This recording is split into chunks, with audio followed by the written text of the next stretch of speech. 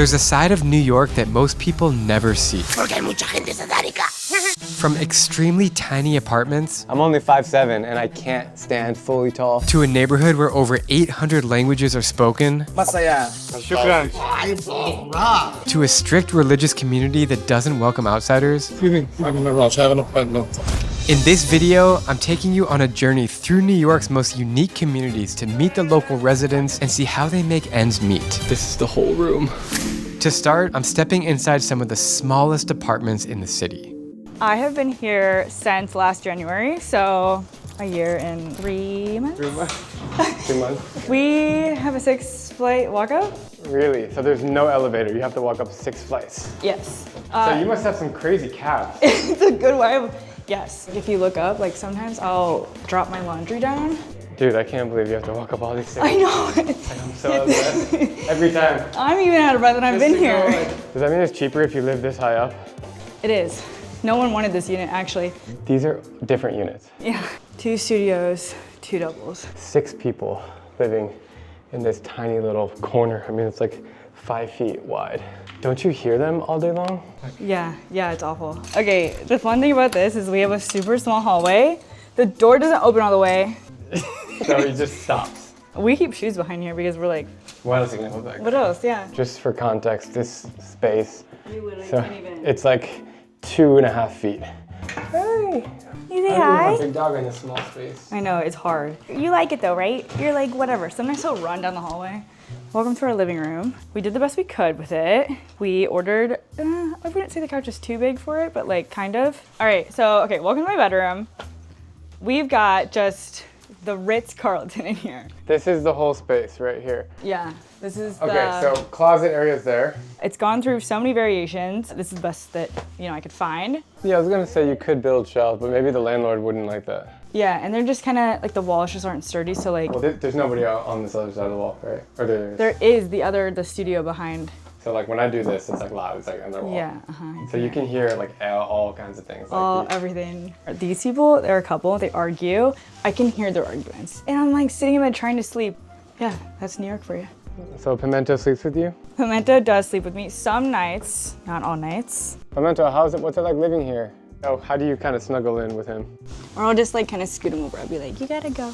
This room is so funny because you just don't have anywhere to store anything. Like in a normal room, I don't even have that much stuff. What do you do for work? For work, I do brand strategies. Would you say that it's accurate if people spend half their salary on rent in New York City? 100%, yes. Yeah, and it sucks because... And everyone has to do it. There's no loopholes. You can't... Exactly, yeah. If you can skip rent, which is why I did the small apartment, obviously you can set yourself up for success, but most people coming to New York City, if you don't have parents' money or whatever, like you just gotta figure it out. What's that white pole in the corner? Oh my God. Okay, so at night, this thing will make noise in the winter. It'll like screech. It's a hot pole. I think it's for heat. You don't know what it is? It's just hot. Mysterious hot pole in the corner of your room. Are you happy in here, or do you feel like I gotta get the hell out? I'm not claustrophobic, but I do get bored of spaces really easily. So I feel like it's a little bit hard to stay inspired in a small space. So you have to keep either, keep it clean or else you're gonna stress out. You don't have AC? No AC. No AC. You have to pay all this money with me. We're not even in the summer and I'm hot. Imagine in like June you're gonna be like sweating crazy. How much do you pay for this room? How much do you think? $1,000. $18.97. $18.97. Basically $2,000 for this tiny place. That's crazy. What is that picture right there? I don't know. My roommate ordered that. I'm the roommate. Hi, roommate. How are you? Hi. I'm Drew. Drew, I'm Grace. Nice to meet you. Can you show me your side of the world? Oh, well, come on in, everybody.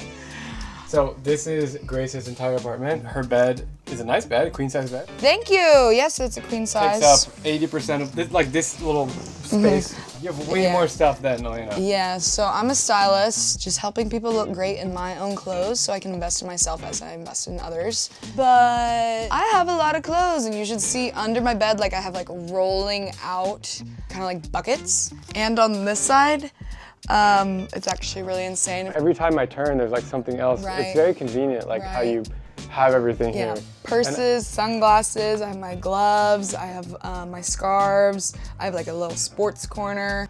For one, this is my cowboy hat. I Absolutely, I'm from Texas. These are my beautiful purses, and this one is my radio bag. And so this is you every morning. You wake up and you stand right there. Pretty much, especially if I want my cowboy boots. They're in the middle and I have to reach way back there. I love it because like I'm a little girl. I don't mind like kind of beat bopping all over my room and like bending over backwards to put on a pair of underwear, literally over here. The 6th floor walk up is just the only thing I could live without. Especially because I'm a stylist, like I have to like, you know, donkey on all my stuff to go to set. Besides that, maybe paying for the laundry is like a little annoying, but I love it. This is your whole common area right here, basically. Yeah. And then each of your rooms are right there. Yeah. Yeah. No Cool. closet. Yeah. Elena, And no storage. Like, that's our storage up there. With the- And then if you look in the closet, you'll just see how we split it down the middle.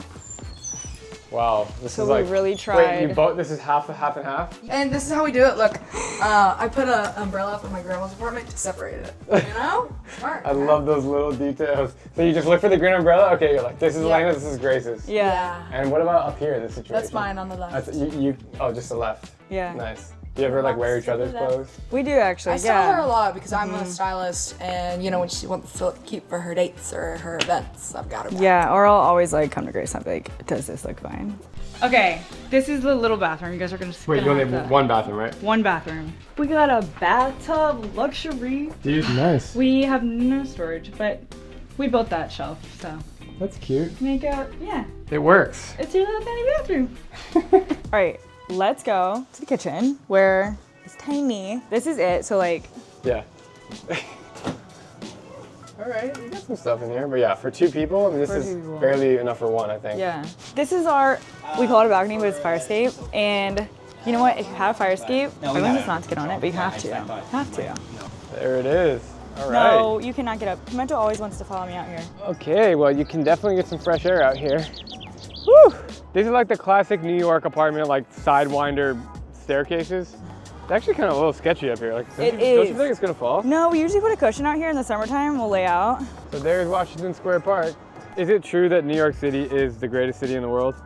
Yes and no. Yes if you make it work, no if you feel stuck. It's a very hard city to make it in. It's the most expensive city. You really gotta tough it out or you go back home or you move. But you love it. I do love it, yeah. I think it's great. You're gonna be here for a while? Yeah, it's good for opportunity. It's good if you wanna make shit happen. All right, that was fun. Now we gotta get out of here. Hey, Pimento. He's a guard dog. The craziest part about Elena and Grace's place isn't the size. It's that for almost $4,000 a month, this micro apartment is actually considered a great deal. And if you think their place is small, just wait. It only gets smaller from here.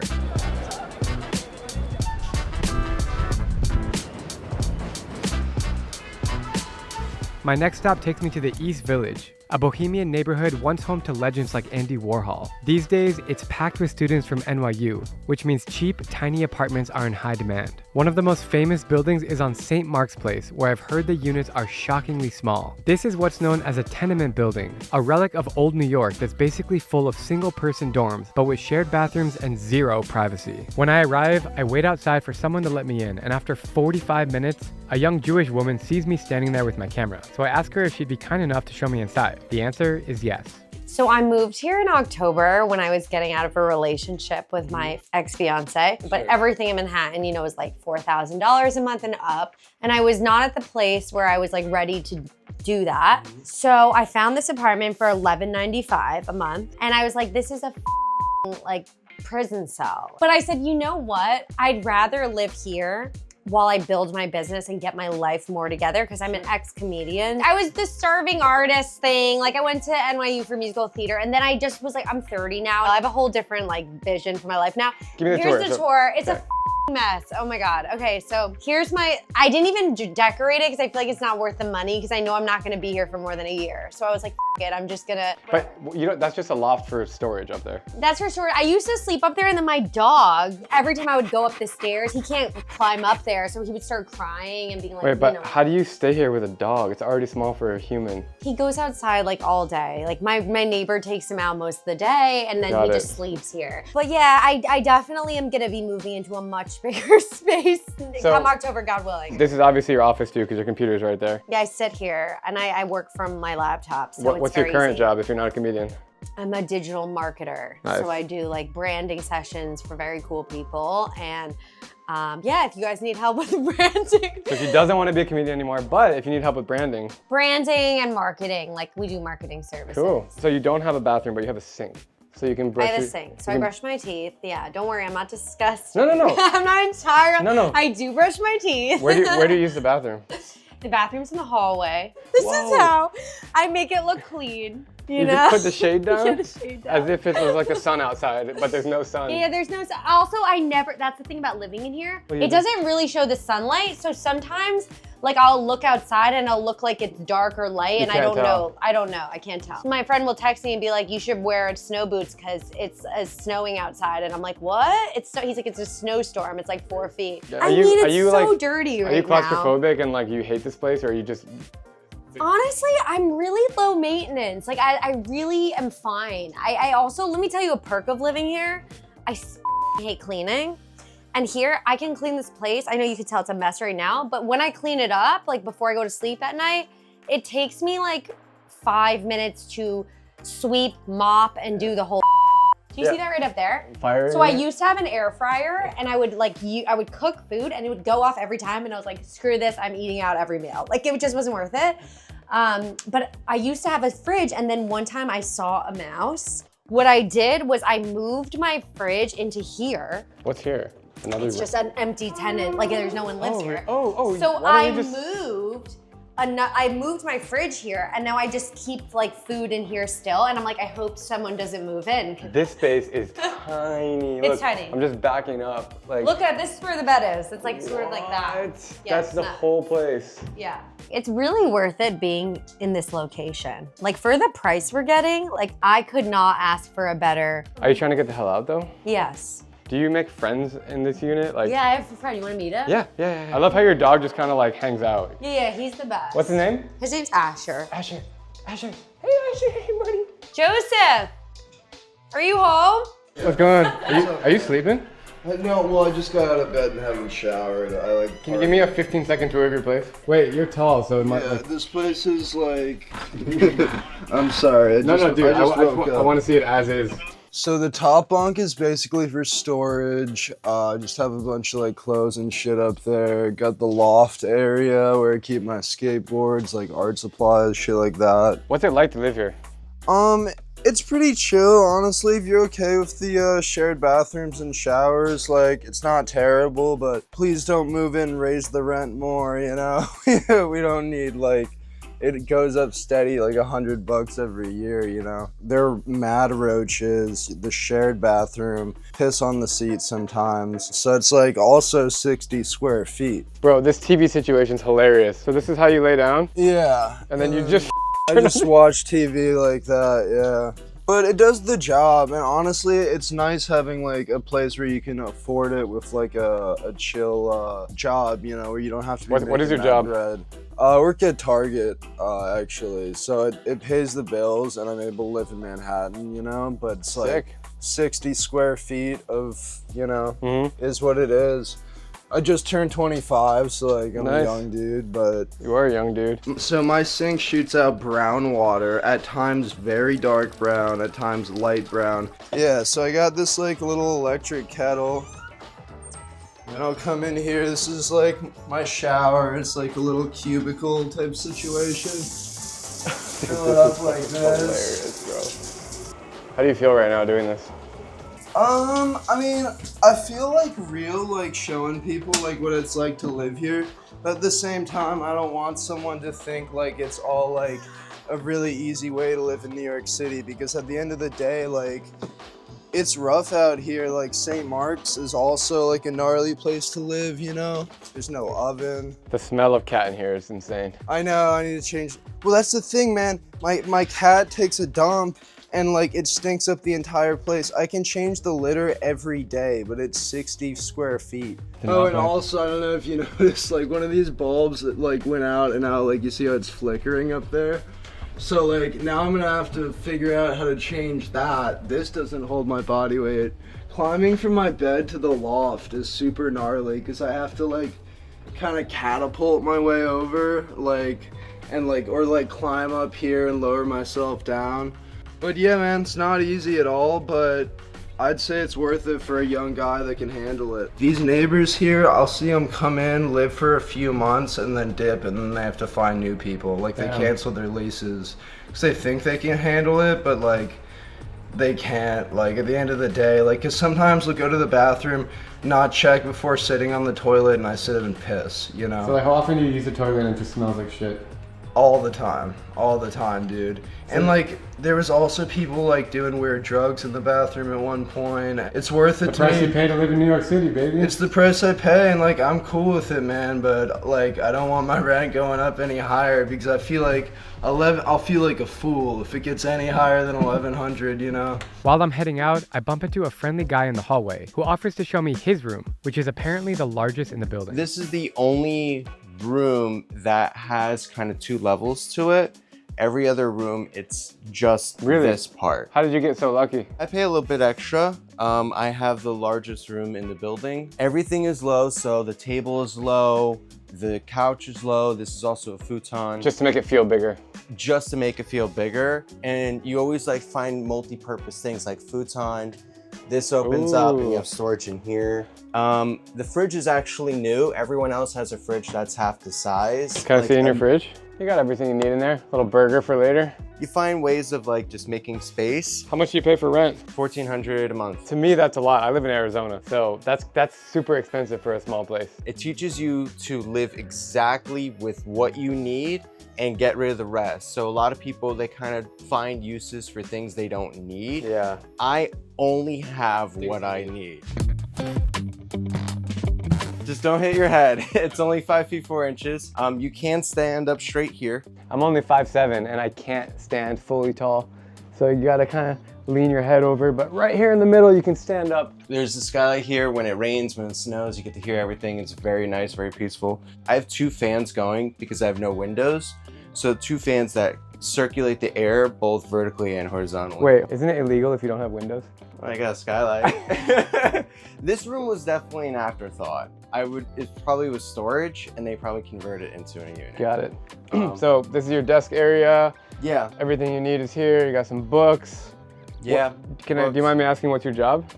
Marketing. Nice. So partnership marketing. You know, I have little bits of storage there, little things of storage in every that little is cool. I space. didn't even notice that. So like anywhere you can find storage, you just put stuff. Absolutely. Like a lot of the times I have things in my parents' place in their attic and basements and stuff, but you really crunch down. I used to have dozens and dozens of pairs of shoes. And you got rid of them? Yeah, and I had to get rid of most of them. Actually, if you open that up, you can see that the shoes are folded in just to save on space.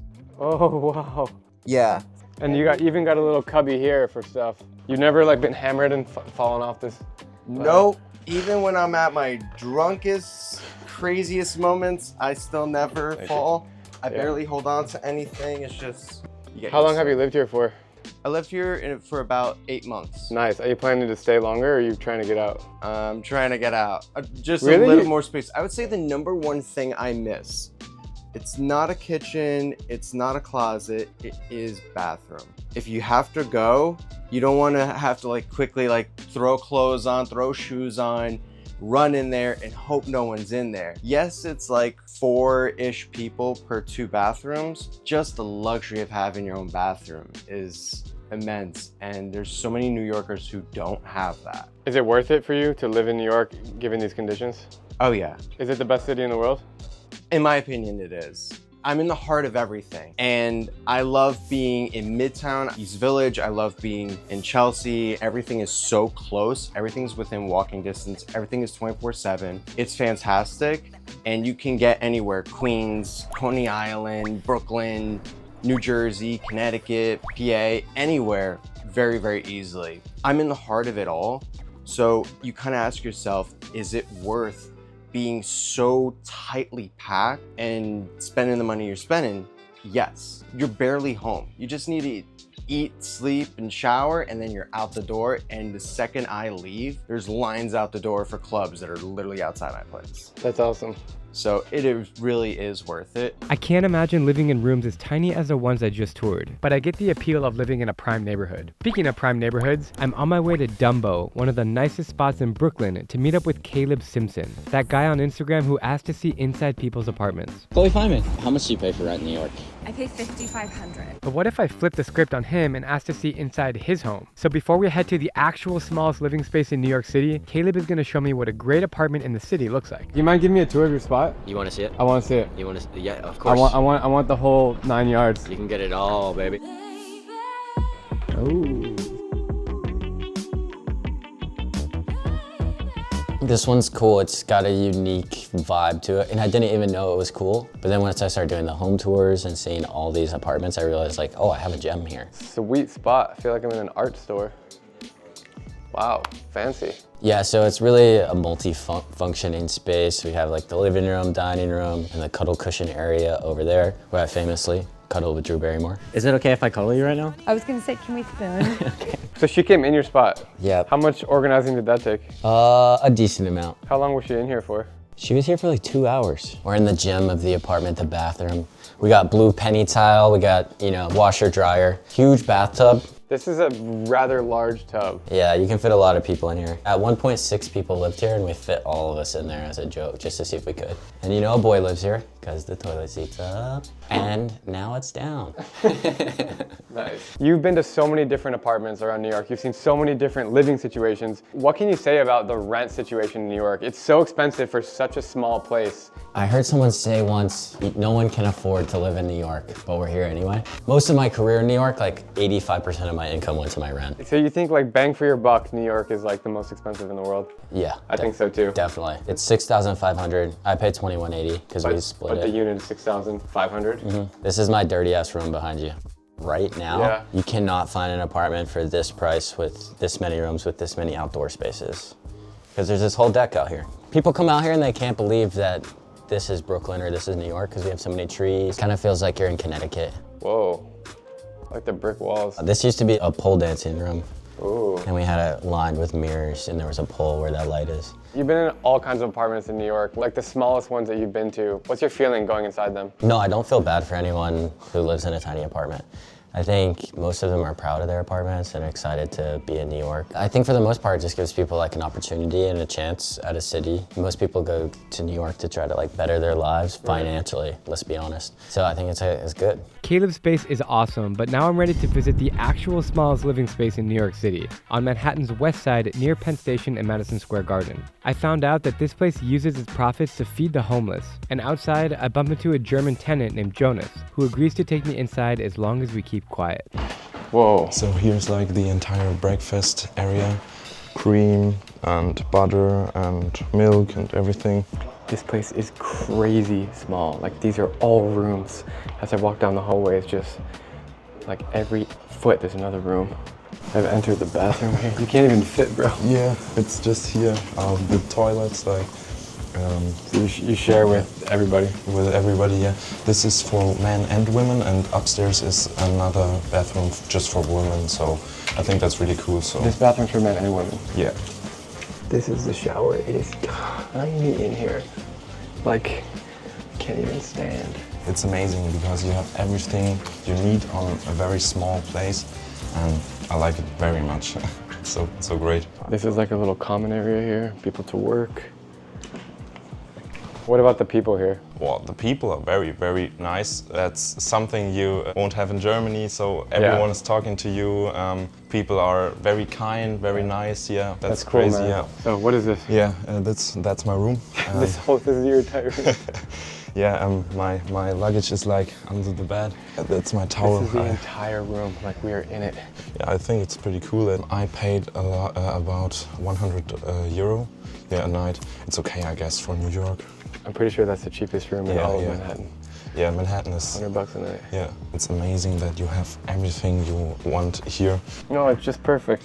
But when you're sleeping, people are talking or no?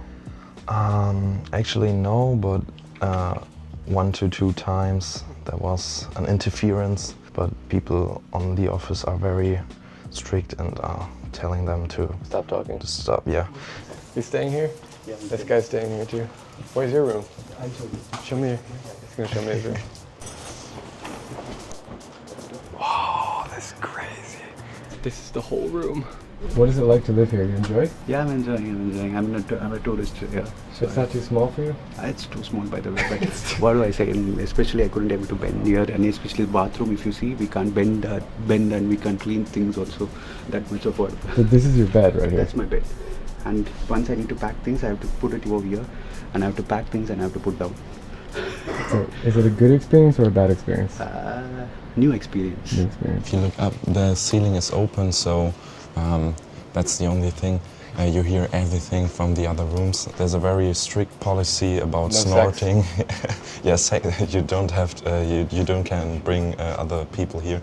So No sex. no sex. New York City isn't an easy place to live, but that's kind of the point of making this video. Whether it's a micro apartment in the East Village or a pod by Penn Station, people here always find a way, and that's what makes this city so inspiring. My next stop takes me to a place where the whole world fits in one neighborhood, literally. Queens, New York is the most diverse district in the world, with 47% of its 2 million residents being born overseas. I'm from Pakistan. I'm from Egypt. I'm born North Korea. Within a few square miles, you can hear more than 200 languages being spoken, and as someone who's been to every country in the world, this place is mind-blowing. I came here to meet the people, try the food, and discover what Queens is all about. Right off the 7 train, nicknamed the International Express, Jackson Heights has emerged as a magnet for Latinos, South Asians, Arabs, and many other nationalities. Obrigado! Woo! Within a 20-minute walk, you will pass by Little Colombia, Little Bangladesh, Little India, and fast-growing Nepali and Tibetan communities. All these old men behind me, I'm 100% sure they're Tibetan. We just arrived and I'm looking around and I see so many different faces, colors, different hats, different outfits. When we talk about New York City being a melting pot, there is no better neighborhood to visit than Jackson Heights, Queens. You can see all the different flags above my head. Colombia, Peru, Paraguay, Qatar, Bolivia, Chile, Ecuador, Brazil, Japan, Argentina, Uruguay, Venezuela. Boom! Ay, me encanta vivir acá. ¿Por qué? Amo Jackson Heights. ¿Por qué? Porque hay mucha gente satánica. The first time that she or he jumped at my camera, I literally freaked out for a second. That's nothing to you? That's not weird to me because you're a New Yorker. people like to dress up here. People like to have fun. Well, I'm the naked cowboy. What are you holding? This is a pan, regular beetle leaf.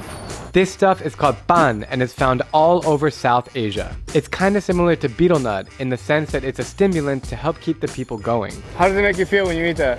It tingles in your neck. Sorry I about got a little piece there on my finger. I'm sorry. No. Gives you a boost of energy, just a bit. Over the years, I've tried some variation of pan in many different countries, but after watching this guy enjoy it right in front of my eyes, I couldn't pass up the opportunity. Kind of like a leaf, but it's the eating one. Would you do it with me? I can do it. Okay, cool. Show me last time I tried this, I was in Pakistan. Okay. And I remembered it being very strong, so why don't you just show me how to do it? He just put the little bit katta, and then now he just put the a little bit salt. Then he's gonna put a little bit chalia and kishmish. That is a little bit turmeric and a little bit saffron. This is all over South Asia. Yeah. Yep. And you chew it as a hobby, people smoke cigarettes and people chew this. Yep. It's a little bit a healthy stuff. You know, it's not not harmful. It's not harmful. And AJ has no idea what's going on, but he's gonna try it. He looks very paranoid. I'll try anything. Great. Thank you. Shukriya, Abu. Now, break it in. Okay. Oh no. My heart is pounding. Put it in your mouth. Where do I put it in my mouth? In your mouth. Just put it in your tongue and chew it like a gum. It doesn't f you up. It's candy. It's just candy. Go. In my mouth and chew it. It's candy. It's sweet. It's very extremely sweet. Yeah, it is. It's like a candy bar. Not really. It tastes like tree leaves, branches, mint, and really weird sweet things all in one. I know you. Yeah, I know you, man. I just chewed some pan, man. Oh, yeah. I was also going there. Yeah, you're going to chew it? Yeah, my name is Khan and I'm from Bronx. Yeah, like Queens it's the largest borough in the New York City. And you can travel for like hour and 2 hours inside the Queens and it's not going to finish. It's so big, so I will be just eating half of it. It's good, it's sweet. It's a very strong taste. Actually, they can make it more rich, but they don't make it more rich because of the people over here are not used to such rich flavor, like putting up cardamom and putting up other things. I will pay, bro. I will pay. No, he's my friend, don't worry. I will pay, man. You treat me like I'm in Pakistan. Yeah, he knows me, don't worry. I got it. How much? These are free for you. No, man. You see, you can't beat us. You can't beat us the hospitality. He is also from Pakistan, and he used to be the #1 singer in Pakistan. Really? राह चलते हुए अक्सर रही हो जैसे. Thank you so much. Thank you. Thank you. It's a tip. It's a tip. It's a tip. It's a tip. Haha, I got away with it. For those of you who aren't familiar, New York City is divided into 5 districts called boroughs. From the skyscrapers of Manhattan to the hipster vibes of Brooklyn, the greenery of Staten Island to the mean streets of the Bronx, it is Queens that stands out as the ultimate borough to experience the multicultural flavor of New York City. We find ourselves at the crossroads of Diversity Plaza, which the mayor of New York calls the epicenter of culture, community, and vibrancy. We got Pakistan news, we got Urdu Times. So tell me about Jackson Heights. So it's crowded. You're gonna see a lot of brown people, majority like Indians and Bengalis, but then you also see Chinese, Nepali, all types of people, you know? Do you think New York City is the best city in the world? No doubt about it, 100%. We made our way onwards to a random Pakistani restaurant to see what kind of goodies they're cooking up. AJ has probably never had Pakistani food, and I hope your stomach is strong. It's not.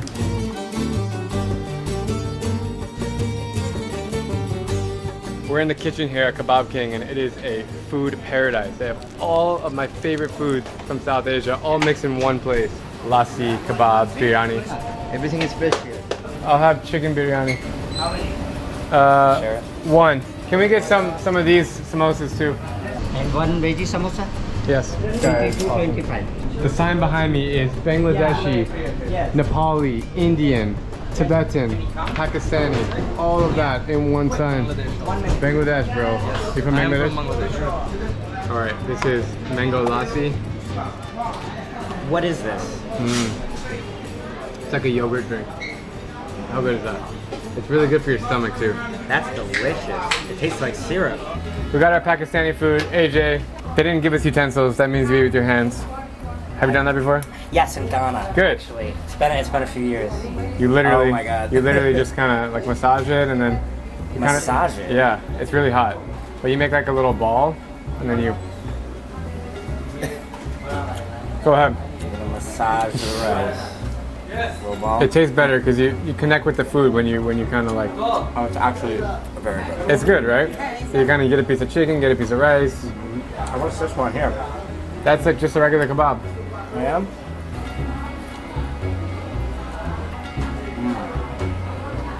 Feeling it? I'm feeling it. And lastly, we have samosa. You know, this is. I've heard of it. In India, they have it. It's like a wrapped vegetables or chicken, whatever. So you just kind of bite it. You're gonna love this one. Bite the corner. Man, I feel like we're in Pakistan right now. Look at us. I hope your stomach can handle this. Well, see. My stomach is hurting. What the hell is that? That is awesome. Got 3 unicycles. What's it like to live in Queens? Tell me. It's awesome, man. I've been growing up here my whole life. It's one of the most diverse neighborhoods. You know, you got Chinese food, Asian food, you know, Japanese food, Korean food down the block. You got all the South Asian community here. So you got like Indian, Pakistani, Bengali food. And you go a couple blocks up, you got all Hispanic food, Colombia, Mexico, you know, Peruvian food, whatever you need. Like Queens is the place to be, man. What he just said blows my mind. Like within a few blocks, you can have food from like 30 different countries. Literally. Jackson Heights is the most diverse place in the world, in my opinion. I speak like 4 languages. I speak Urdu, Bengali, English, and a little bit of Spanish. Maybe 5 or maybe 6, you know. So casually, they're like, yeah, 5 languages, like no big deal. Let me guess. English, Pashtun, Dari, Farsi. Yeah, English, Pashto, Dari, Farsi, yeah, and but Farsi is a little bit And different Urdu, than you speak Urdu, Urdu. yeah. I know all about this And guy. a little bit Hindi, you know what I'm saying? 1 square mile in reality is supporting 160 languages, 160 like ethnicities here. How does it make you feel to be surrounded by so many different? Oh, I love lucky, man. I know it's dirty, it's loud, and it's crowded, but very few people can say that. You can literally be around 160 types of people, dialects, cultures, religions.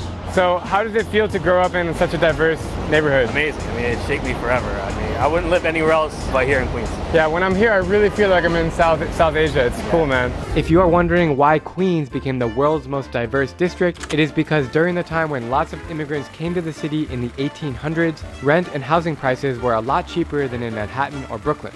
These immigrants, largely of the working class, wanted to enjoy more space and a touch of suburban life while still living close by. As New York City grew, so did Queens, and these micro-communities became magnets for future arrivals, where people speak their language, share their traditions, eat their food, and are helpful in finding work. To continue our journey across the world's most diverse district, we made our way to the lovely Hispanic town. Like when you're walking around Colombia or Mexico, you will see these exact stalls selling phone cases like this. We are turning onto Roosevelt Avenue. And under the subway. I love it already. Look how much action is around us, man. Street food, shops, bakeries. Bro, as we've been walking, I'm noticing a change from Hispanic communities to South Asian. We have Nepali restaurants. That's what it is here. It's been only like 10 minutes, by the way. It's time to head to Little Manila because nothing makes me more excited than being around Filipinos and eating their delicious food. Mabuhay from the Philippines! AJ wanted to join me on the adventure, but I told him to take it easy because that betel nut and Pakistani food was still sitting heavily in his stomach. I don't know what I was thinking. My eyes are bigger than my stomach. I was just like nom nom nom nom. I'm the only non-Filipino around me in all distance right now, everywhere I look. Let's go into the supermarket called Phil-Am. This is all Filipino food. Instant coffee, Filipino classic. Oh, pandesal is my favorite. This is like cinnamon bread. So good. So the argument is like, you can get everything here. If you're Filipino, you don't have to go to the Philippines. Literally everything can be found in the shops. It's pretty cool. Filipinos make up one of the fastest growing ethnicities in the United States, and one of their hubs is New York City. They started arriving at Ellis Island more than 120 years ago. Many came here to study in universities, while others came over as caretakers and domestic helpers. Nowadays, Filipinos dominate the healthcare sector in New York City, and these blocks known as Little Manila really feels like I'm being transported back to the Philippines. You guys probably know my love for the Philippines. I've been with Deanna for 7 years. She's from there. I spent at least 2 years of my life there on 50 different trips, and it's really cool to be walking around Little Manila here in New York and see the similarities and bring me back to a piece of my heart that is the Philippines. Gotta love the red ribbon. Oh yeah. This is the part of the United States that I connect the most with, are these ethnic diasporas around the country. It's so cool to see how it's a melting pot of cultures. They really stick together. People of different nationalities, they open up restaurants, they have schools, and they have things that remind them of home. What are you making? This is quite quick. What does that mean? This is quail egg. And tell me about, what is it like in Filipino town, like Little Manila? Oh, it's just like you're back home. Everybody speaks Tagalog. To me, it's like experiencing home in America, really, essentially. So I love it here. I literally feel like I'm standing on the streets of Manila right now with this guy.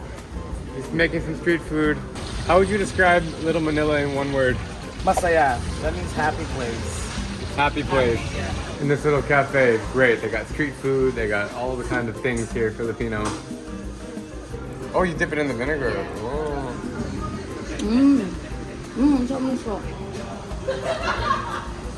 So good. Oh, sweet. Kind of tastes like bubble tea. It's the, you know, boba Yeah. tea, but this is not a boba tea. This is like herbal tea. It's like with jelly. You had it growing up? It's so cool. What do you think is the flavor? It's kind of like sugar flavor. What are you making? This is chicken barbecue. Not isaw. Not isaw. Do you make isaw too? Yes, I have pork isaw. Chicken isaw is not allowed here in New York, so we don't sell. What do you mean it's not allowed? It's illegal. Really? Yep. I didn't know that. So most of your customers are Filipino? Yes, mostly, like maybe 90%. Or 90%.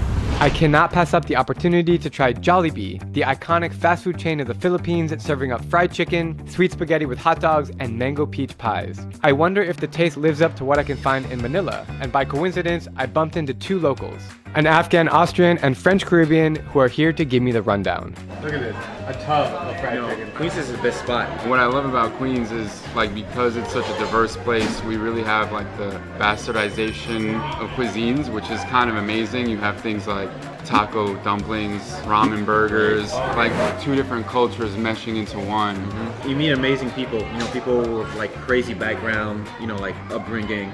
This is the best fried chicken fast food in New York City. Yeah, I would say so, yeah. I got brothers, you know, who give me, you know, a bit of for that, but it's just it's superior than Popeyes. It's so good. You know, it's just superior than KFC. I'm sorry. It is, yeah. So, you're in for a treat. Uh-oh. You've never tried Jollibee? Yeah. Are you Filipina? Yeah. Really? You've never tried it? I'm not fond of it, and then when I saw it, I thought, really? So good. You have to try it. It's amazing. So good.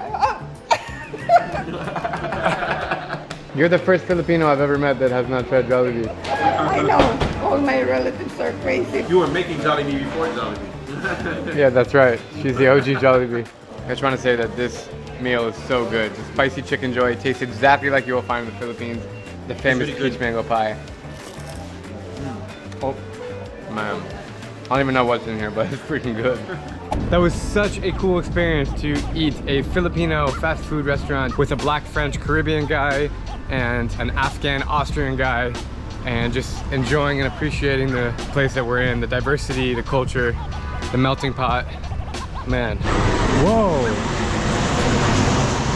Oh yeah, the airports, both of them are in Queens. Now we are heading closer to East River towards Astoria, home to the second largest Greek population outside of Greece, but lesser known for its Egyptian enclave, which is tucked away on Steinway Street.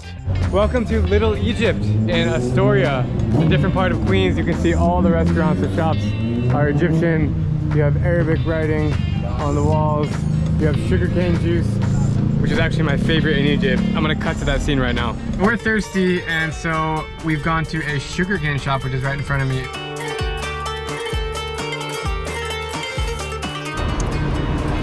Fresh, sweet, and delicious. This is a Mediterranean street, most of Egyptian, Moroccan, Algerian. So it have all the stores, supermarket, restaurant, coffee shops, all Mediterranean stores. Where are you from? I'm from Egypt, close to Cairo. You speak Arabic with most people here? Most of the people, they come and speak Arabic, yeah. I love how when you walk in here, you can hear the Quran on the TV. I feel like I'm in Egypt now when I hear that, man.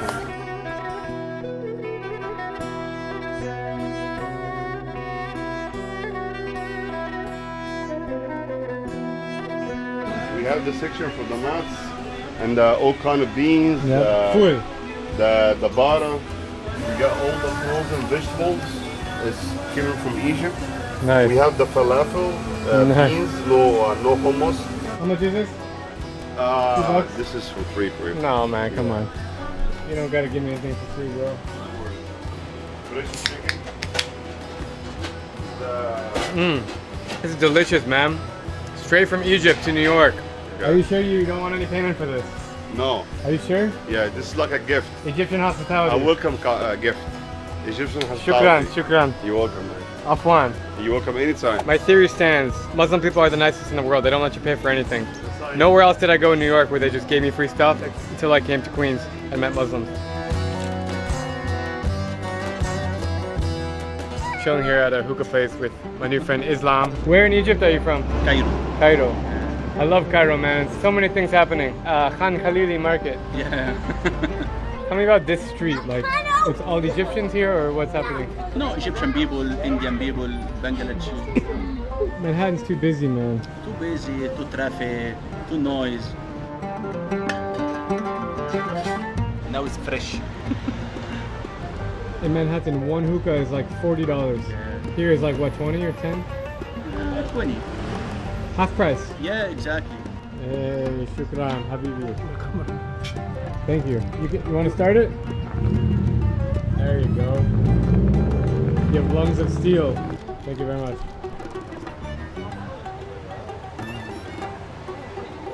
All right, now it feels like I'm in Egypt. You get the shisha going.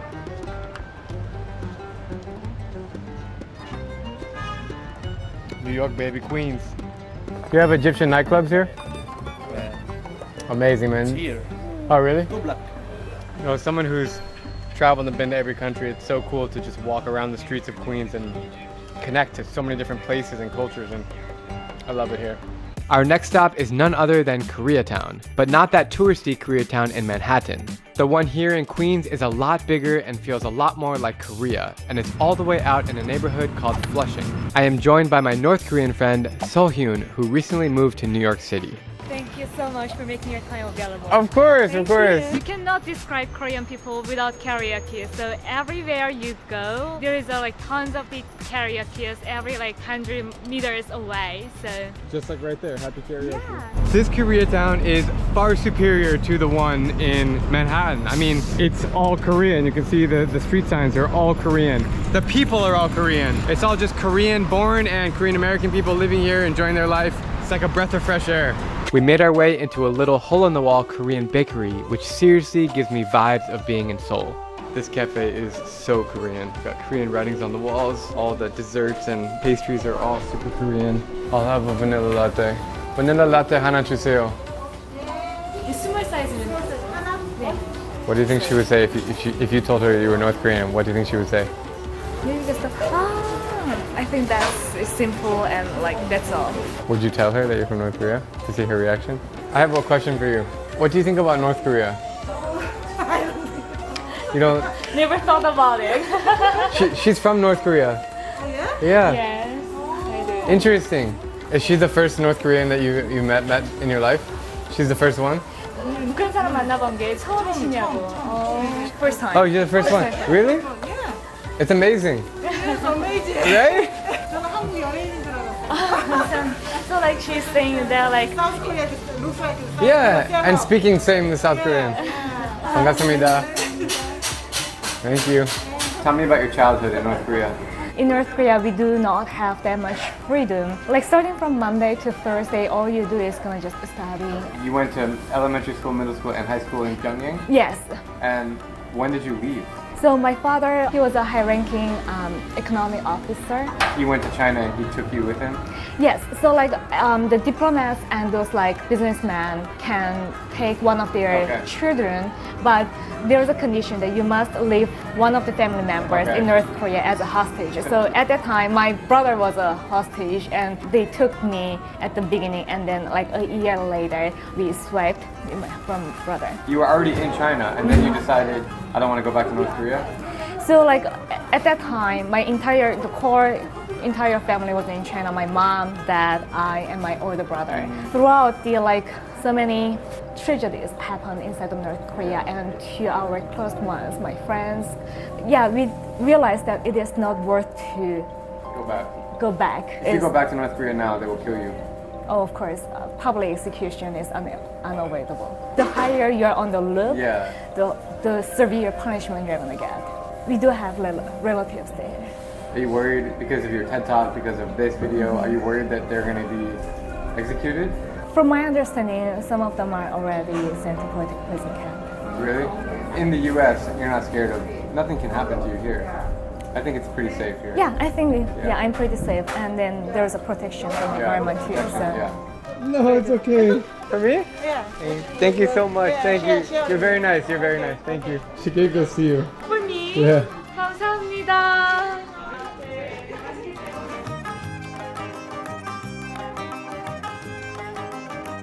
So it is like really Korean over here. It is, yeah. You definitely can see lots of the like Korean letters from here, and then Korean bank. Yeah, the bank. And the hospitals here. So like that's very typical Korean town.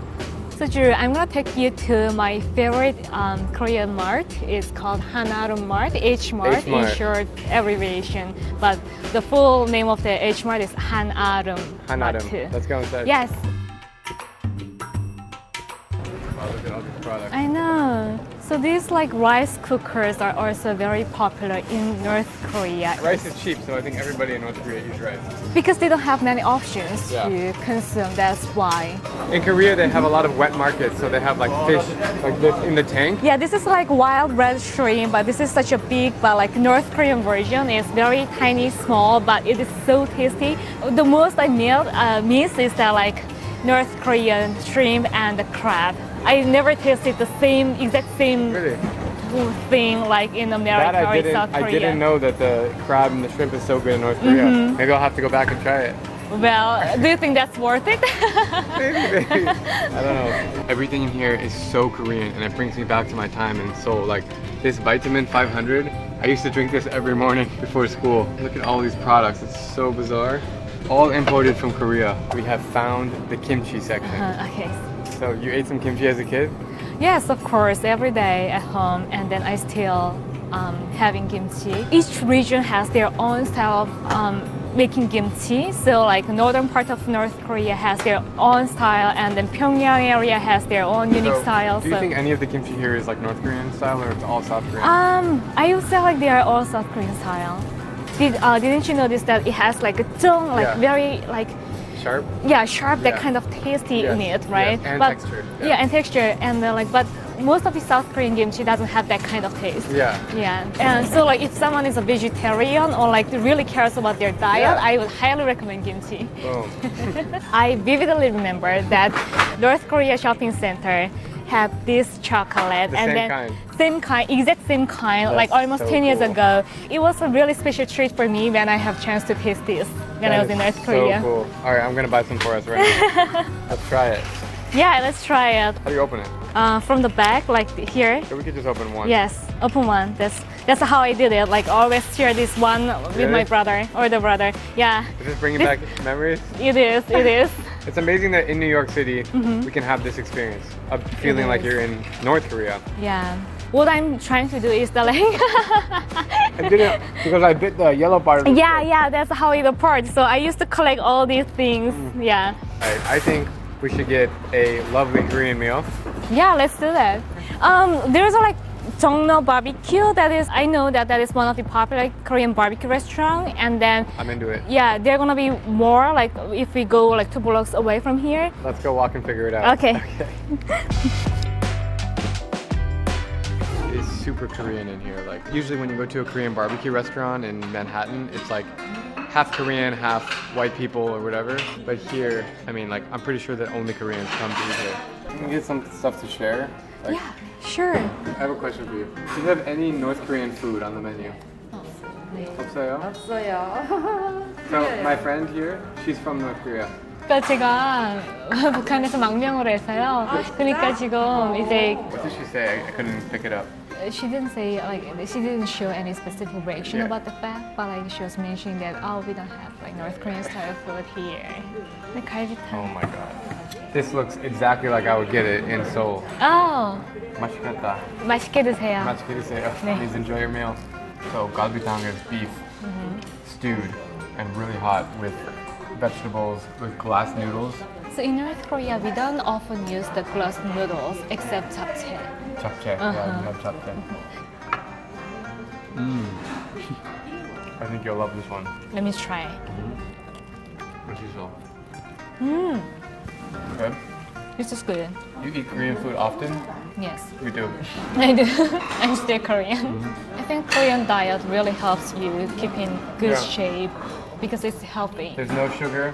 They don't eat bread very much. They eat rice. But by the way, rice with chopsticks, that's a Korean thing. Yeah. Is it cool to like see so much Korea here in America? Yeah, of course. Like it feels me that like I'm at home. You know, obviously Korean is my mother tongue, Yeah. and then it doesn't really matter if it's like South Korean language, like North Korean. I mean, we have like differences in dialects, but like we still. It's the like, same language. Yeah, same language. 감사합니다. I just ordered a bottle of soju, and I'm gonna bring it to those men over there, and I'm gonna give them a shot, and hopefully they're gonna enjoy it. Cheers or Cheers. konbae? Konbae, is konbae. cheers. Reminds me of a lot of drunken nights in Seoul.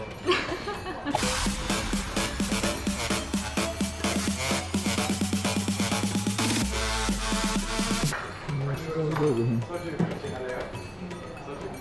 Thank you.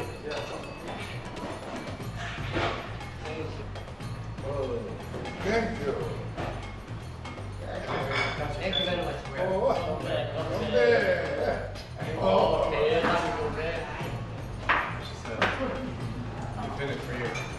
I knew that would be a good idea. Yeah, they just Yeah, said you're like, welcome. 고마워요. Yeah. Thank you. Much in you gonna Korean. say? 감사합니다. He's bringing us more. 감사합니다. Thank you. So like that's Korean style. Yeah, they're very friendly. Like it always like both sides like. Do you think in North Korea it would be the same situation? Yeah. That's good. 다 끝났어요. 하나씩 먹으라고 아예 먹어라. 그냥 오줌에가 있어. Okay, I was paying for the meal and something happened. So he, the like yellow T-shirt, grandpa brought this, and then he mentioned that he is also from North Korea. He was born in northern What? part of Korea. He randomly told you he's from North Korea, like you didn't ask him. What do you think about meeting another North Korean? I like it. You like it? Me too. Cheers. 반갑습니다. 반갑습니다. 반갑습니다. Thank you. This is crazy what's happening. So we just met another guy at a table and he's actually born in North Korea and left when he was 18. I'm born North Korea. I'm South Korea. Okay? Kim Jong-un, no good. Do you live in Queens? 여기 사세요? Yeah. Can you tell me what it's like to live in this Koreatown? He's very comfortable living in Queens, and like he comes to this town every day, almost every day for meals. 88. 88? He's a legend for his age. 감사합니다. I've been to New York City about 20 times, but this is the first time that I've really explored Queens. And I gotta say that this district is what makes the city so special. To witness people of all countries and backgrounds living together in harmony and sharing ideas, food, and cultures is magnificent. Leaving the diversity of Queens behind, I'm now visiting America's most religious and private neighborhood. The Hasidic Jews of Brooklyn, New York are the most religious and closed-off community in America. What is Hasidism to you? So it's a very vibrant community, second and third generation post-Holocaust. Arguably one of the most fundamental religions, period, on the planet. This community is a wonderful community because there's a lot of nice people here. The whole system of how we relate to God and how we interact with God. I'm about to walk into an exclusive synagogue here and I'm pretty nervous. Wow. The stakes are very high for outsiders to be here, but I'm about to cross into this controversial bubble to discover the untold truth, which will leave you speechless. Growing up Jewish, I've always enjoyed connecting with other Jews around the world, like I've done in Ethiopia, Afghanistan, the Philippines, and Yemen. I consider myself very lucky to be part of a religion that has only 15 million members, but has such a profound impact on global society. That being said, I've always been extra curious about the Hasidic Jews of New York because they seem to be different both physically and mentally from the rest of us. The Hasidism movement started just 250 years ago in Ukraine and spread to the United States right after the Holocaust. The way that Hasidic Jews dress themselves and curate their lifestyles will leave you stunned, from their big furry hats and long beards to their lack of using the internet and smartphones. Their strong commitment to family, tradition, and strict Jewish law is remarkable.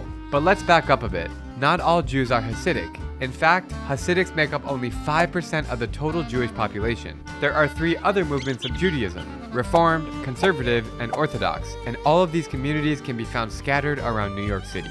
I started my adventure by popping into a Jewish restaurant in Washington Heights, Manhattan, which is a local hangout spot for modern Orthodox teenagers studying Torah at the well-known Yeshiva University. Is it mostly Jews that come here? Mostly, yeah. We have a bunch of teachers and people from around the neighborhood that come also, and some regulars.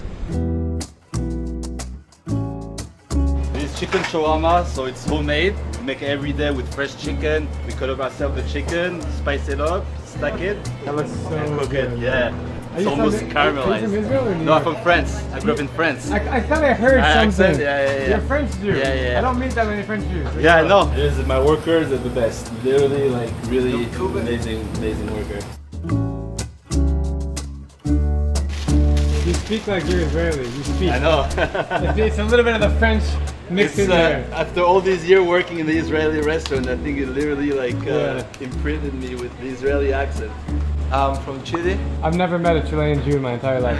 Do you feel like you belong here, like with the Jews and the community? I believe the community here is amazing. I believe that all Jews belong in Israel.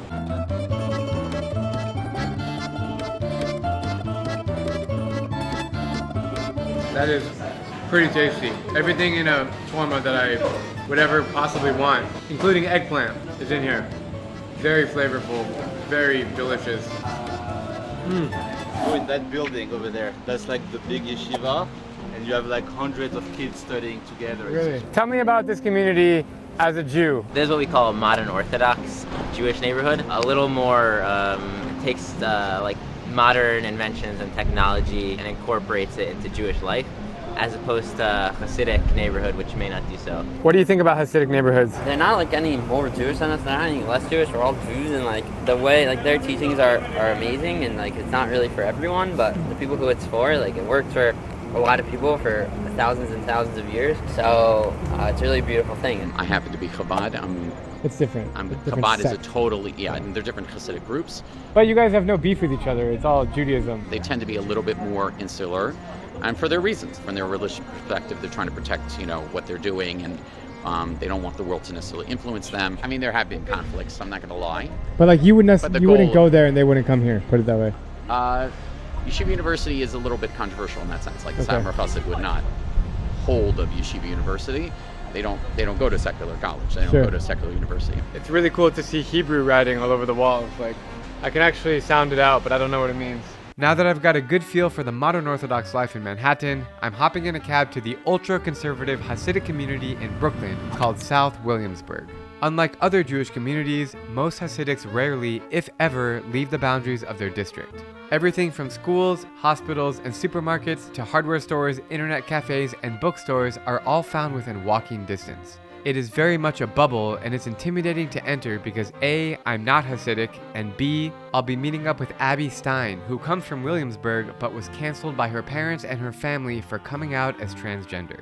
I was the first person who was raised in a Hasidic community in the 250 years of the Hasidic community's existence to have come out publicly. The worst thing that happened to me when I've come back here has been people screaming, and once people threw an egg at you. I'm going in with an open mind and a willingness to learn more about this unique culture while being extra careful on how I use my camera. Hi! Hi! How are you? I'm good to meet you. Finally. You grew up like here. My parents still live about 10 minutes walking from here. As we cross the border into Hasidic Williamsburg from the hipster part of town, I'm noticing the people's outfits and street signs immediately starting to change. It's literally separated by a single street, Broadway, with the subway screeching right above our heads. Clearly it's pouring rain outside. We're doing our best right now. So this is literally, Broadway was always the border, and that's very important. We're like on it right now, and you'll see in a minute. There's like 2 blocks maybe that are kind of like a mix. This is Yiddish. It looks like Hebrew, but it's Yiddish. Yeah, it looks like Hebrew. Almost everyone here speaks Yiddish at home.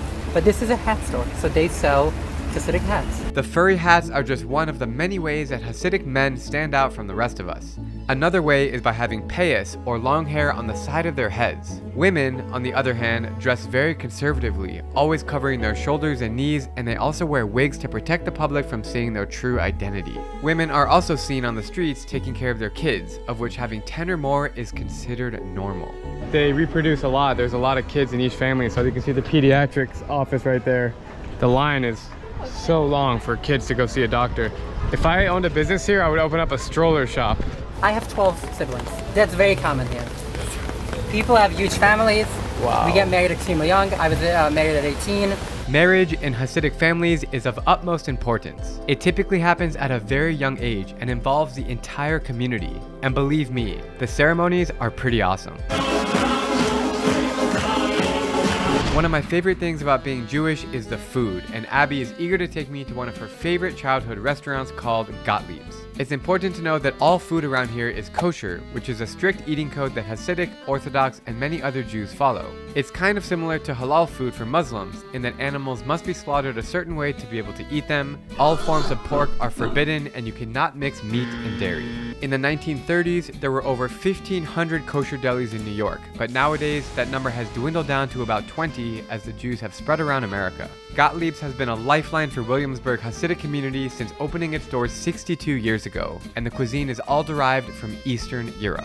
All right, we've made it. Okay, should I show you? Yeah, Give you a go rundown? ahead. Go ahead. Give me a rundown. Rice, potatoes, mashed potatoes. Very common, very Eastern European, as you can see. It is here. very Eastern European. There's a few kinds of goulash. You got sesame chicken, that's very popular with that. So that's actually one of my favorite things here. This is also amazing. Ooh. Stuffed cabbage is one of my favorite things as a child. 1, 2, 3, 4, 5. You get 6 kinds of kugels just here, and it's not even Friday. I'm into Chicken everything, nuggets, so how, it's all amazing. You want to just order for me? Oh, no, there's soups. Yeah, I want to see the soups. Oh my God, it's a lot of soups, my friend. Oh, yeah, there's a lot. That's my favorite. Those are the noodles, amazing. It's not short? Yeah. Okay. Chicken vegetable, everything in it. Then there's something over here. Chicken gizzards. What's your favorite? All of them. He's being very nice. Can I ask you a question about payas? Have you had that your whole life? Yeah, of course, since I was 3. Since you were 3? Yes. But for you, it's been normal your whole life? Of course, and for my kids as well. And I have my 8th boy, I'm gonna make payas now on Sukkot, before Sukkot. Your 8th boy? 8th boy. How many boys do you have? I have 8 boys. And girls? 1 girl. Are you always this busy? I'm always busy, but I'm missing one guy is making a wedding tonight, one of my guys. And one of my guys on vacation, so... Hello, How are you? Got a picture from me? I would love to, yeah. What's your name? My name is A.B. Baby. Where are you from? I'm a Willie boy. Really? Yeah.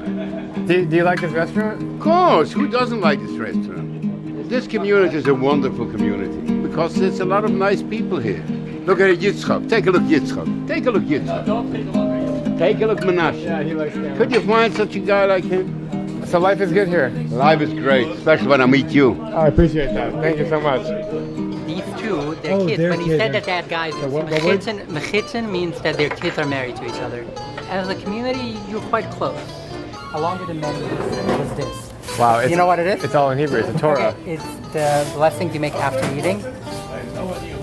I think we're both just getting, the two of us just put it down. Matzo ball soup?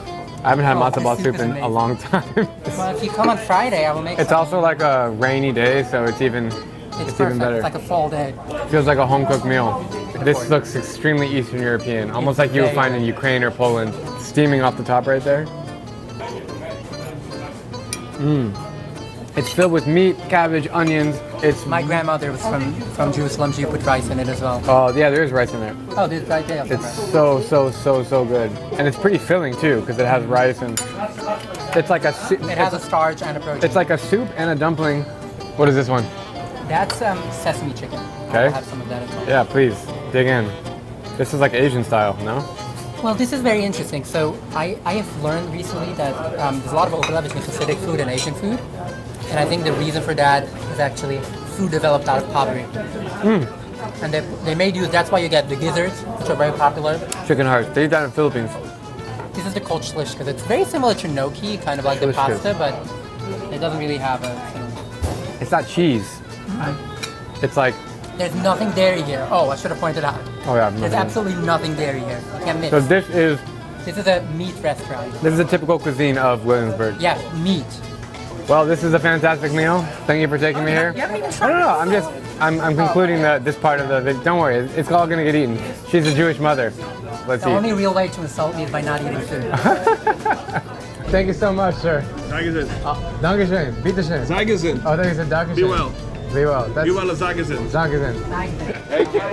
As soon as I walked outside the door to that restaurant, I could start to feel the culture sinking in as Abby and I walked the streets. All eyes were on us, and I felt a lot of pressure to keep my camera down because it's clear that people here do not want to be filmed. Don't record this. Okay, so I'm gonna ask some people on the street right now if they want to be interviewed. Hi.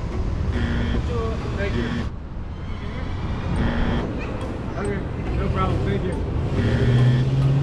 The only people who accepted to be interviewed were non-Jews, and it was pretty interesting to hear their perspectives on the Hasidics. If there wasn't here, it would be another ghetto. But I feel the tension between us all my life. I went to school here, but it's peaceful. If they weren't here, then it would be an extension of the ghetto.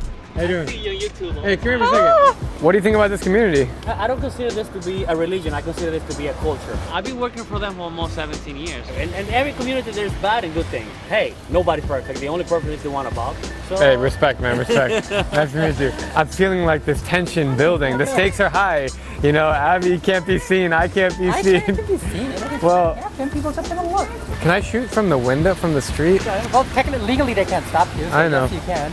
This is a cinema transferred into a synagogue. Almost everything about this community fascinates me, but nothing more than their restrictions to use the internet. It's a gathering to be saved from all the dangers of technology. So anti-internet.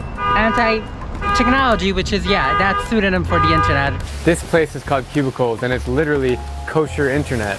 So basically... So you go in, you pay per hour, or half hour, whatever. Like an internet cafe in other countries. Yes, an internet cafe, and you get filtered or / kosher version of the internet. So it's like North Korea. Yeah, pretty much. I'm gonna go in. Try to go in. Would you hold this?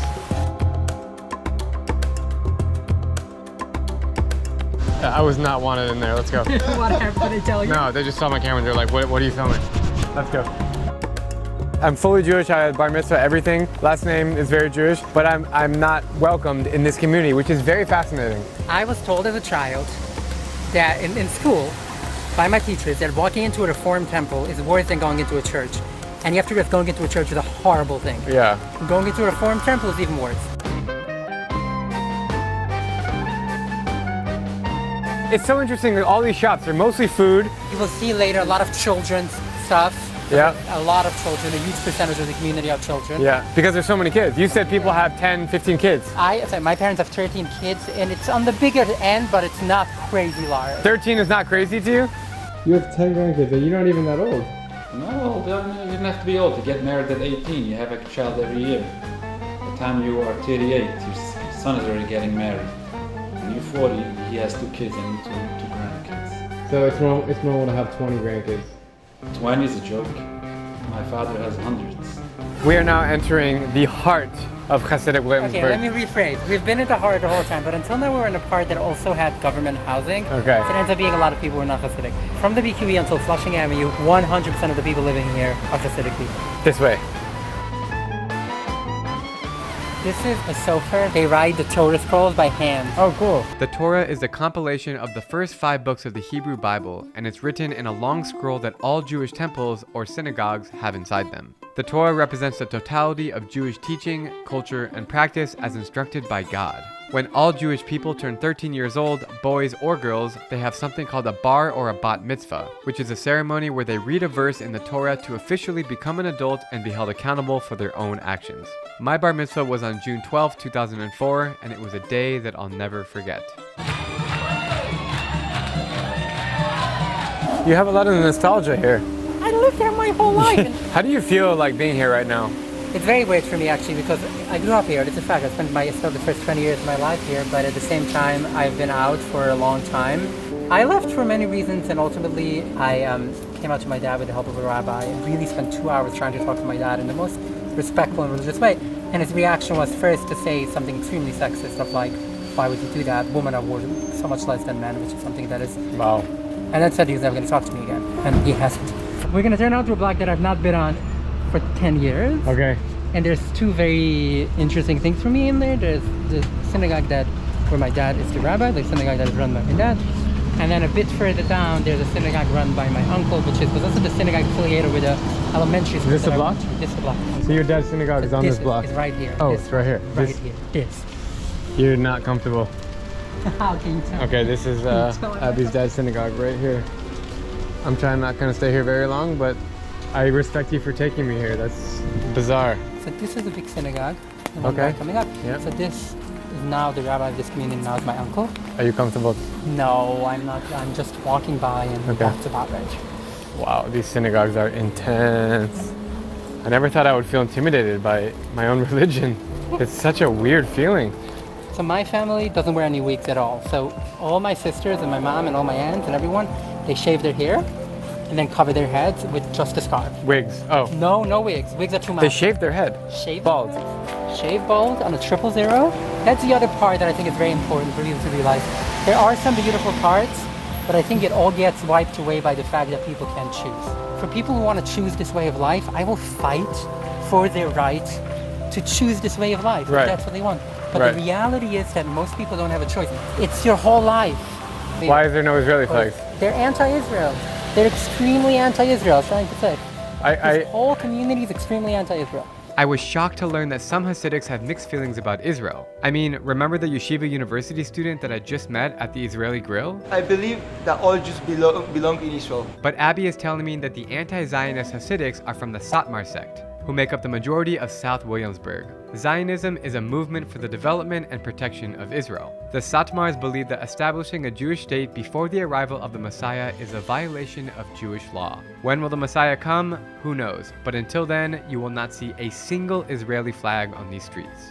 We all pray every day that we should return to Israel, but a holy one, like one that is we want to see divine power, not some just tanks and missiles. There's a school bus with Hebrew writing on it that's parked right in front of an actual school.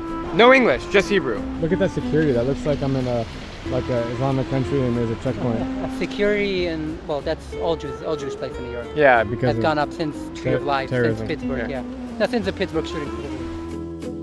What Starting your eyes means not looking at people who are not chesmadas, not looking at non-kosher. So they're gonna help you believe something? They're gonna help you guard your eyes. No, they're gonna help you with advice and ideas. They're not trying to convince you to believe. This community is not much into convincing people who don't believe to believe. It's more about people who believe, but like people who struggle, people who sometimes watch porn or like stuff like that, but they believe that it's a problem. They help you. So they think nobody watches porn here? No, they know that some people do, and that's exactly what this is for. How did this community start? Okay, so the Hasidic movement was founded by actually my direct ancestor. His name is Rabbi Israel Ben Eliezer. My father's father's mother's father's father's mother's father. Founded the movement. I was taught from a very young age to be very proud of it. He lived in a small village called Mezhebish in Ukraine. Okay. So the area that's now Ukraine had millions of Hasidic Jews before the Holocaust. Okay. The vast majority of them were killed by the Nazis. So this community was born right after the war? After the Holocaust, yes. They came here, they settled here? In many ways as a result of the Holocaust. I think it's amazing how these immigrants of Holocaust survivors are still able to practice their traditions in New York, the same way that their ancestors did hundreds of years ago in Eastern Europe. Walking these streets makes me feel like I've entered into a time machine back to the 1800s. It is truly remarkable. Right now, I'm eager to step inside a synagogue and learn from the ways that Hasidics pray, but I'm out of luck in Williamsburg where the strictest rules apply to outsiders. Abby tells me about another Hasidic district called Borough Park, where the chances of me entering a synagogue are much higher. As soon as we arrived, I saw one out of the corner of my eye, but Abby chose to hang back with the cameras, so I went in alone with only my iPhone.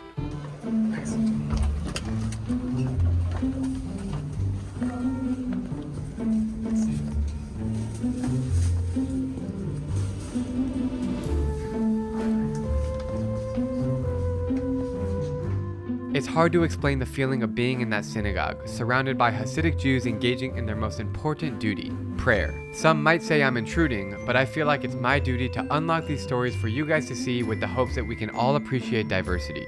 On that note, I'm heading into a local shop to get myself a yarmulke, a Jewish cap made of cloth and worn by men to honor God above them. So what we would wear, and what's most common, is this is called a six slice. So these are bigger, and they cover more of your head. And then like if you were considered more modern, you would get one of these, which is just 4 pieces. Got and it. It's smaller, covers less.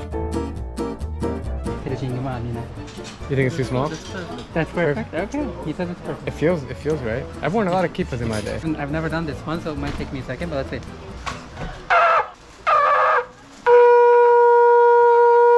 Check your going, girl. Beautiful, beautiful. The shofar, everyone. How many shekels? Now do I look a little more respectable? Now you look like modern Orthodox. Like you can pass as a modern Orthodox. It changes everything. This changes everything. Specifically this kind of kippah, it changes everything. So Abby and I have discovered a ton of magazines all in Yiddish. This is a weekly newspaper, and there's 3 of these. It's about the same size. So most people don't have internet, they just use this instead. And it's big. And then you got like, okay, so some of these are monthly magazines. Like these are monthly magazines, these are weekly.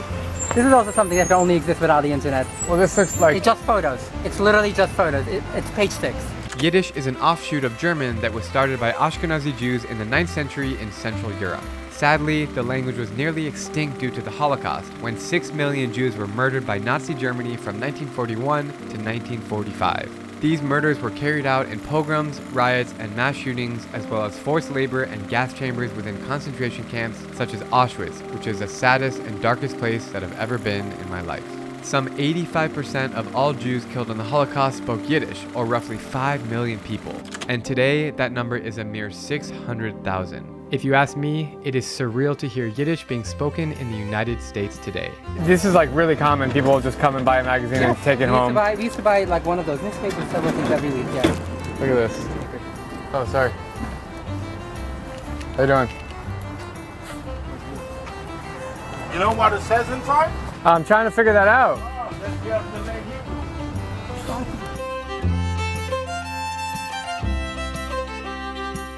Anything emergency happens, people don't call 911 at all. People always call them. I memorize their number. It's 7183 at 71. So it's like the ambulance? It's like an emergency That's what room. people call. Yeah, that's what people call. Is it like a trust issue? Like they want to be with other... It's a mix of a lot of things. It's a bit mix of trust. It's they usually arrive faster. They don't charge. Oh really? It's free. Okay, now I understand. Behind me there's a Hasidic mother and a Muslim mother next to each other pushing their kids on the playground. That's cool. What's it like to live in this like Hasidic community? It's rough because it's kind of a closed community, but it's got its beauty, it's got its innocence. It's really different than the whole world, but it's really cool. I'm Hasidic. I'm sorry, So dude. yeah, it's all good. So yeah, I grew up Hasidic. So Why this? Because it didn't work for me, obviously. And I went on my own path, my own journey. But there's nothing like home. There's nothing like coming home. And there's a lot of love here. It's an awesome community, but it's definitely got its rougher edge parts. Later in the day, I met up with Barry Weber, the most famous Hasidic musician who shared some pretty cool insight about his people. So the real meaning of the word Chassid, which means someone who does more than what justice demands from you. The movement of Hasidim started off with Rabbi Yisrael Bashem, and the purpose of that is to reveal the presence of godliness into the world. Instead of us always trying to find where the holiness is, you become part of that. Your body is the vessel of your soul. The sun is getting ready to set, and Abby wants to take me to a legendary Judaica bookstore from her childhood. It is so impressive how these old-fashioned bookstores are still thriving in this day and age. I am 99% certain that that's a couple who got married within the last week. So they're still getting to know each other. You can tell both by the way they're walking apart from each other because for certain halachic reasons, the night after the night of the wedding, you're not allowed to touch for 7 days until they go to the mikveh, and it's a long story. So these are all graphic children's books, all of them in Yiddish, of all kinds. You're proud of Yiddish. I'm very proud of Yiddish, but it's like, these things are made today for people who read it. Is this really the 21st century? CD special for $1.99? I can see through the window that the bookstore is busy and intense, and I'm debating whether or not I should go in with my camera. Luckily, the owner came outside and invited us in to learn about the books and the items that are sold here. Right now I'm in the largest bookstore here. It's fascinating. It's really beautiful in here. We have all different kinds of books, all in Hebrew and Yiddish. It's interesting because they don't have internet on their phone, so they come here to learn, to study, read books, magazines, newspapers, CDs. That's fascinating. Morty Getz. I grew up in Borough Park. So when I grew up, this is where I spent most of my time. This was always like the book central. It's not a library by the full description of what a library is, but it serves as a sort of library for children. How would you describe Borough Park and this Hasidic community? So it's a very vibrant community. It's just second and third generation post-Holocaust. So the rebirth is amazing. I think the younger generation is not as aggressive as the first generation, but the first generation felt it as an obligation to the rebirth. 6 million wiped out. They felt they have to rebuild that. Do you know the significance of Payas? Significance of Payas. So the commandment is to leave some here on both sides of the head. That's a biblical and Talmudical commandment. It became more of a tradition of having us remember that we're part of this community. So it became more symbolic than the biblical commandment. It became more of a symbol of a dress code. What's it like to live here? I love this place. Nobody ever sleeping. It's always stuff going on here. Do you have any siblings? Yeah, 8. 8? Yeah. Wow. So you come here to get all your information Yes. for stuff? So these are the shofar collection. Yes. Is this from a deer? A ram? A ram. So this one, people from the Middle East, like Yemen, they have large ones.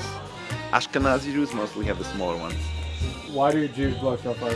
So it's a commandment in the Bible that at the beginning of the year we should blow with the shofar. The Talmud explains it as if to wake up people from the dream once a year, to do tshuva, repent on their sins. It's a wake-up call. It's a wake-up call. In those times, that's how people used to, like armies used to be reminded, like, wake up, so it was a wake-up call.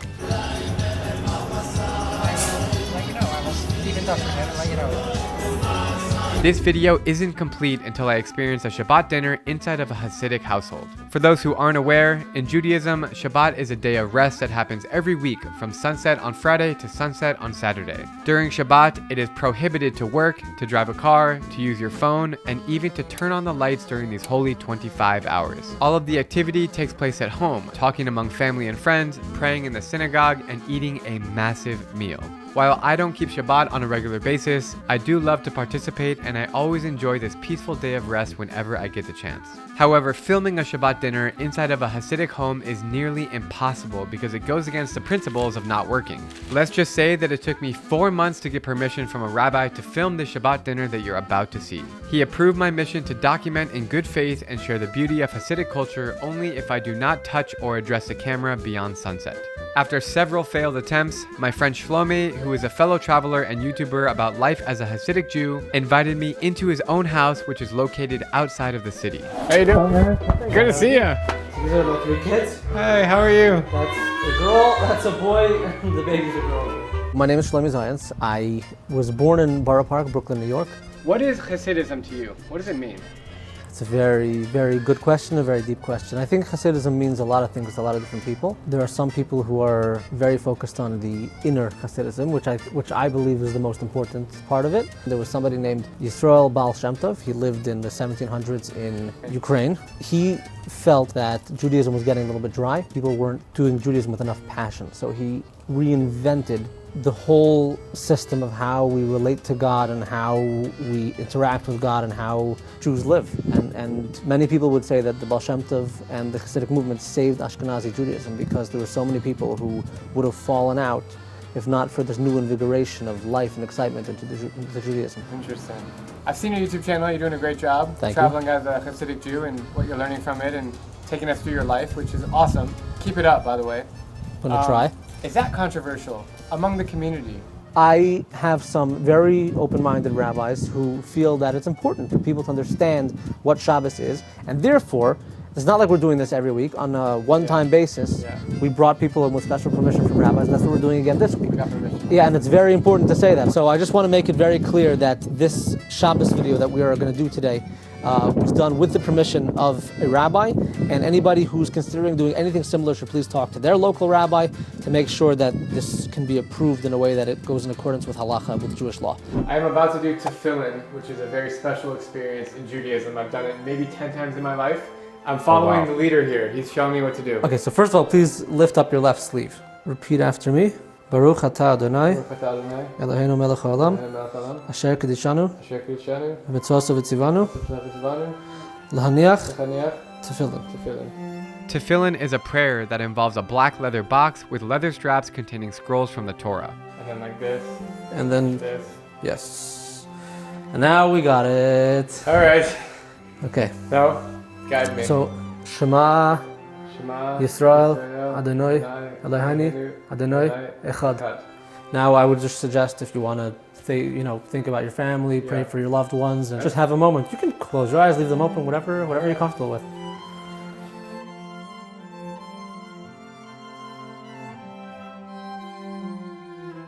By the way, we have to take the obligatory tefillin selfie. Sure. We call them telfies. And but I have to tell everyone that I wrapped Drew Rubinsky. Yeah, of course, please. Okay, so. I have a feeling what's in this box, and I feel like it's a hat. This is a hat, a very special hat. It's called a shtramel. Shtramel. Yeah, shtramel. Shtramel. Shtramel. Shtramel. Perfect. This is a hat that Hasidic men wear on Shabbos. Oh my They are very expensive. This one, I believe, was $5,500. Legend has it Back in the 1700s, or possibly even earlier in Poland, there was a king or a count or someone in power who told Jews that they couldn't wear fur. But he made one exception: they're allowed to wear fur from a tail, supposedly the lowest, disrespectful, cheapest part. So the Jews went and they made hats completely made out of tails, and beautiful hats. They rock them like this, and every Shabbos they try to put us down and we lift ourselves up with their strommel. Cool, man. Now I have one for you too. You have one for me. I'm gonna put it on your head. Yarmulke stays on? I'm gonna crown you. Yarmulke stays on. Okay. Yeah. What animal is it? I think it's sable. You only wear this leading up to Shabbat, or do you wear it throughout? No, the you night? wear it throughout, like. Yeah. So I make kiddush, which is the blessing on the wine. I'll wear it. Make hamaitzi, which is the blessing on the bread. Wear it. A lot of people wear it for the entire meal. It gets kind of heavy and kind of hot. Yeah. So like usually when I start eating soup, that's when my body heats up, and then I take it off. You got a nice little like lean there. Is mine Yeah, straight or? yours is straight. I kind of like the curve. I like it too. It's like the hood Hasidic, you know? We're hood Hasidics. Take me to your right hand. Yes, sir. Ooh. Now I'm in the Shabbos mode. Yes, you are. Oh, wow. Looking good. What is this called? It's called a bekasha. Bekasha. Now what's interesting is that it goes right over left. Oh. Okay, so in Hasidic thought, the right side represents kindness and the left side represents judgment. You always want to have the kindness over the judgment. Make sure that there's more kindness than judgment. So we wear our clothing right over left. I like that. Good Erev Shabbos. You don't have payas, but because you have the beard, you kind of look like a new age modern chassid. If you didn't have a beard, then it would be harder to, then people would be like, who's this guy? But with the beard, yeah, you could pull it off. We're talking about all these things that happen on Shabbat, but for those who aren't Jewish or maybe don't know, Shabbat is a time that happens sundown Friday night to sundown Saturday night, so 24-hour period. 25 hours actually. 25-hour period, every single Friday to Saturday. No matter what. For existence, no matter what. Yeah. And during Shabbat, it's a time of relaxation, a time of family, and you're not allowed to work. No cooking, no watering the grass. No watering. Like, just chill. Just chill. Yeah. Shabbat should be totally focused on nothing, doing nothing. You just feel the presence of Shabbos. Can you shower? No. Can you shave? No. Can you brush your teeth? No. When you take a toothbrush and you put toothpaste on it, and most people put it under water as well, what's happening is that you're squeezing out water from between the bristles. And you're not allowed to squeeze water out of anything on Shabbos. That's the problem with the teeth. It's not a hygienic thing, it's the water thing. So there's somebody who invented something called a Shabbos toothbrush. Rubber bristles where the water doesn't get converged within the bristles, and then when you use it, you're not squeezing out. Do you have a Shabbos toothbrush? I do, yeah. Okay, good.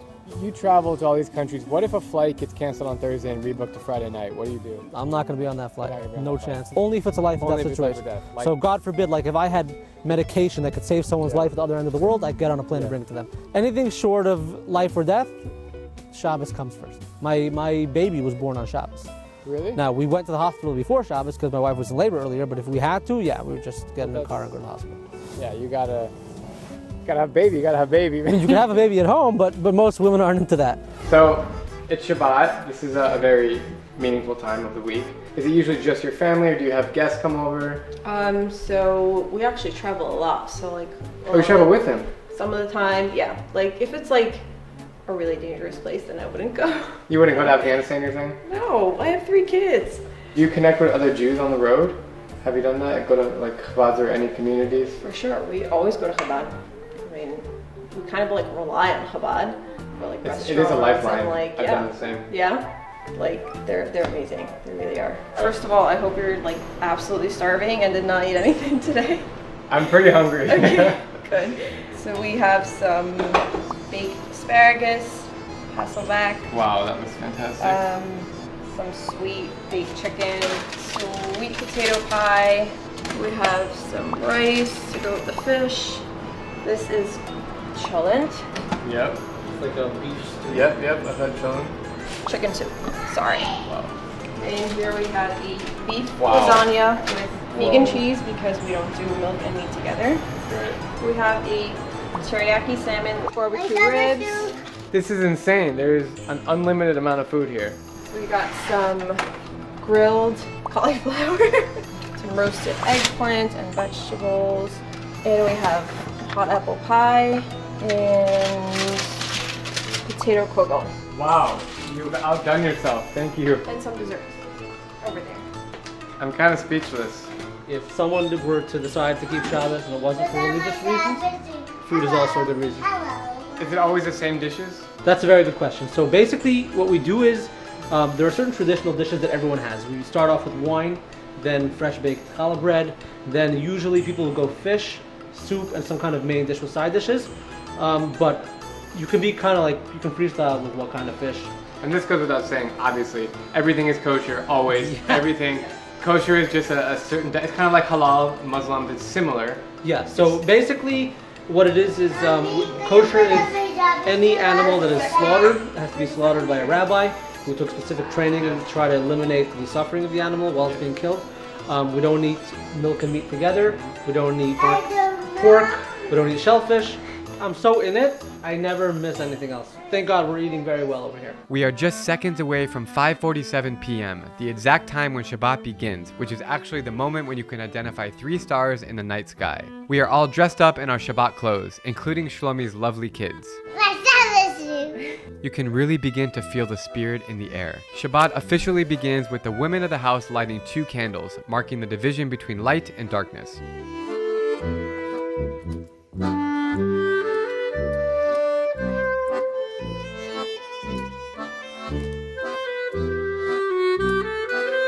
From this exact moment onwards, I will not be touching my camera nor addressing it to show my respect to the family. I have hired a non-Jewish camera operator who is present in the room and will be documenting from his camera.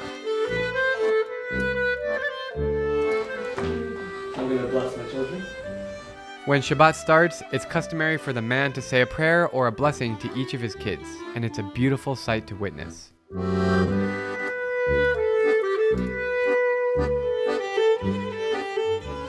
Flag. Wow. So we're gonna go into the kitchen and wash the bread. Okay. And then we're gonna continue. Jews always wash each hand twice for ritual purity and actual cleanliness before reciting blessings and reciting Torah.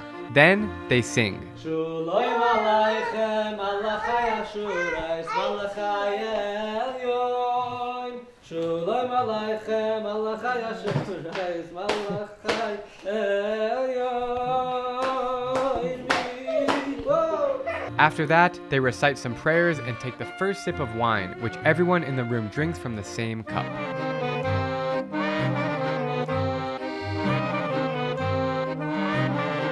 This big fluffy Jewish bread, called challah, always kicks off the Shabbat dinner.